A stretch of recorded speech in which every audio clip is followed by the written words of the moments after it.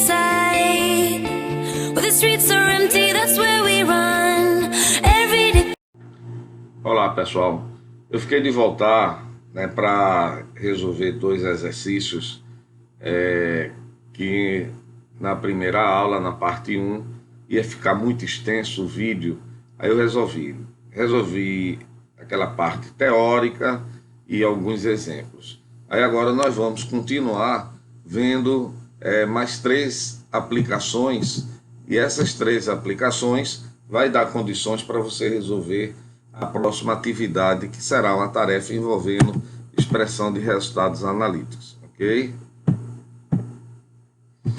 Então, o exemplo 3, que eu fiz o 1 e o 2, é assim: calcula a concentração molar de uma solução 1 ppm em lítio e 1 ppm em chumbo.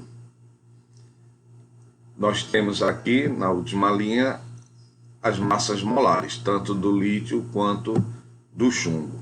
Então, veja, nós vamos aplicar diretamente o que nós definimos. Nós temos que a relação ppm representa a massa do analito sobre o volume da amostra, quando eu tenho uma amostra líquida, vezes 10 a sexta, 1 milhão, porque 1 ppm vai significar partes por milhão, ok? Então vamos ver a nossa situação. A solução é 1 ppm. Então, qual é a massa de lítio que eu tenho? Então vamos substituir os dados aqui, ó. ppm 1, a massa do analito, que é a massa do lítio, nós precisamos calcular. Para poder calcular a concentração molar, eu tenho que conhecer a massa do lítio dividido pelo volume da amostra. Então, concentração molar significa mol por litro. Então, vou admitir o volume de 1 litro. Então, resolvendo aqui essa expressão, 1 ppm, massa do lítio sobre o volume da solução em mililitro, não esquecer isso, vezes 10 a sexta. Aí nós vamos ter a massa do lítio, 10 a menos 3 gramas.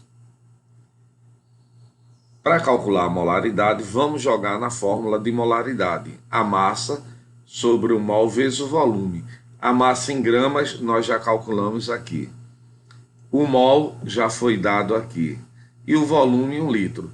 Então, uma solução que seja 1 ppm em lítio, ela corresponde à concentração de 1,44 vezes 10 a menos 4 mol por litro. Então, tranquilo, é só aplicar direto as fórmulas que nós já vimos. No caso do chumbo, o mesmo raciocínio. É uma solução que é 1 ppb em relação ao chumbo. Então, concentração em ppm, 1, massa do chumbo, a mesma consideração, volume de 1 litro vezes 1 milhão, 10 a sexta. Aqui está a massa, que é 10 a menos 3 gramas. O que muda agora é que no cálculo da molaridade nós vamos ter a massa sobre o mol do chumbo. Olha aqui, 207 gramas por mol vezes volume. E aí substituímos e temos agora a transformação para mol por litro, ou seja, concentração molar. Ok? Esse é o exemplo 3. O exemplo 3, ainda a letra B.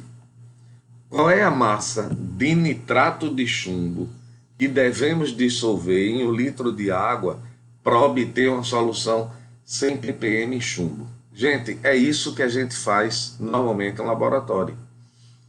Eu quero preparar uma solução que seja 100 ppm em chumbo, mas a gente não vai pesar o chumbo. Nós vamos pesar um sal de chumbo. Nesse exemplo, o nitrato de chumbo. Estão entendendo? Então, você precisa preparar uma solução que no final ela tenha 100 ppm do cátion chumbo mais 2, que é o plumboso, certo? Então, eu vou preparar essa solução a partir de um sal que tenha o cátion chumbo 2. Nesse caso, nós vamos usar o nitrato de chumbo 2. Então, vamos lá. Se é 100 ppm, significa 100 miligramas por litro, que em cada litro da solução tenha 100 miligramas do cátion chumbo.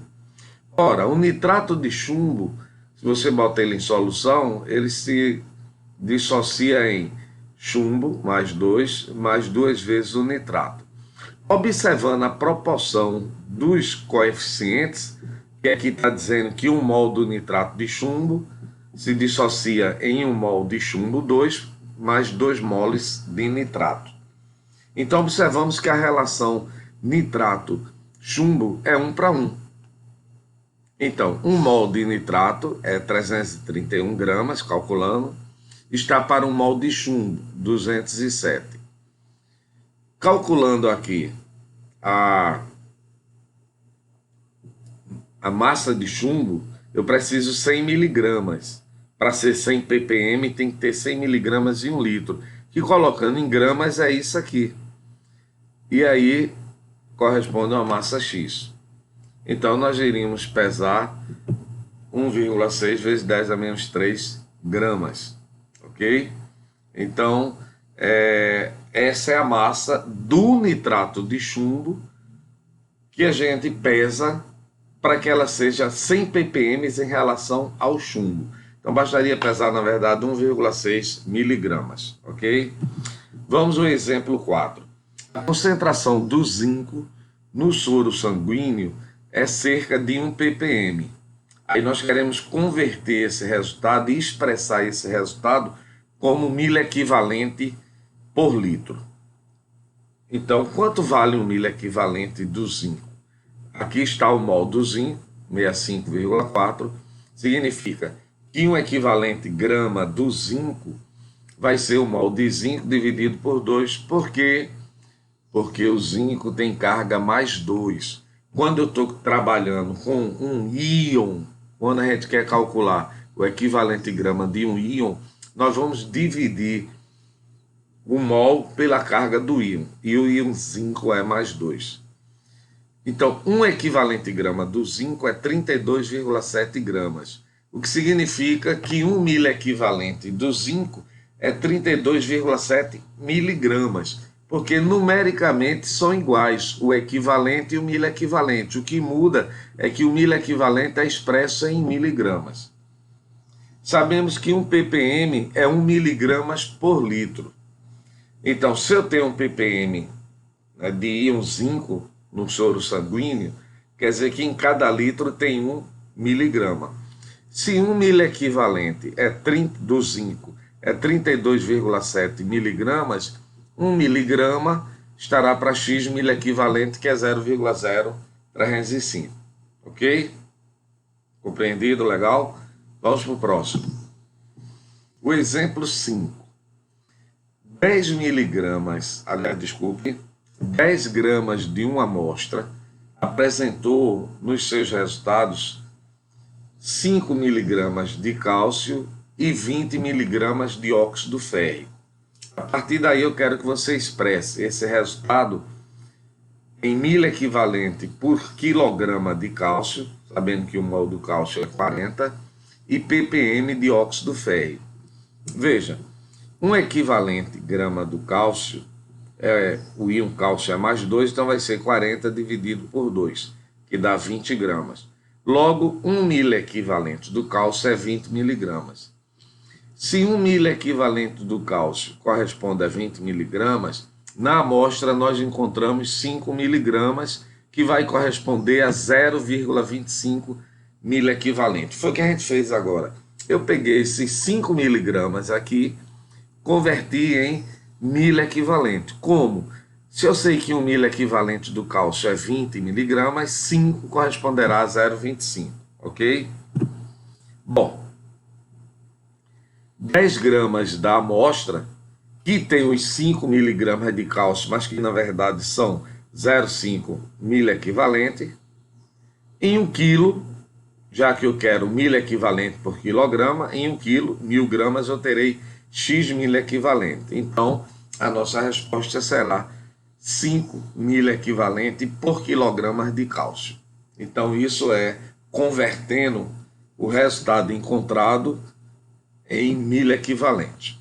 Para o óxido de ferro, já queremos ppm. ppm é a massa, já que eu estou com a amostra sólida, 10 gramas da amostra e a massa, então a relação massa-massa.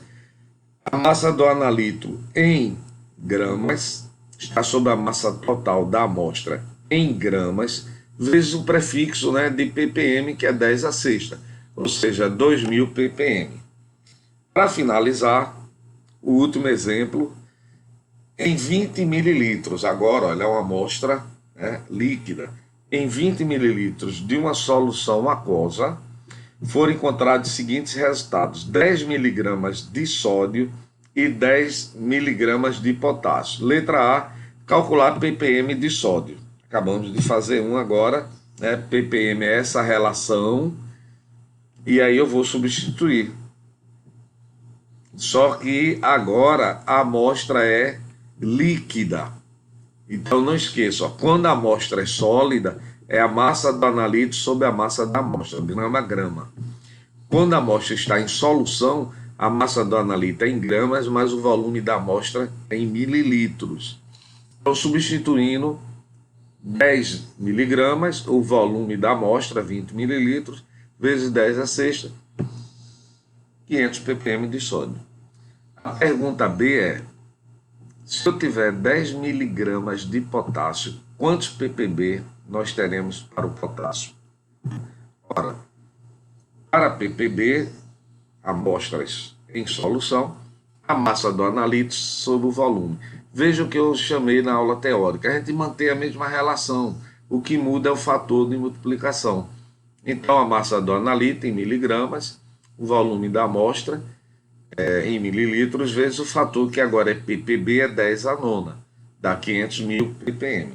Então, pessoal, era isso que tinha, né, faltava concluir para a gente poder agora, na próxima aula teórica, eu coloco a atividade 2. Ok? Até a próxima.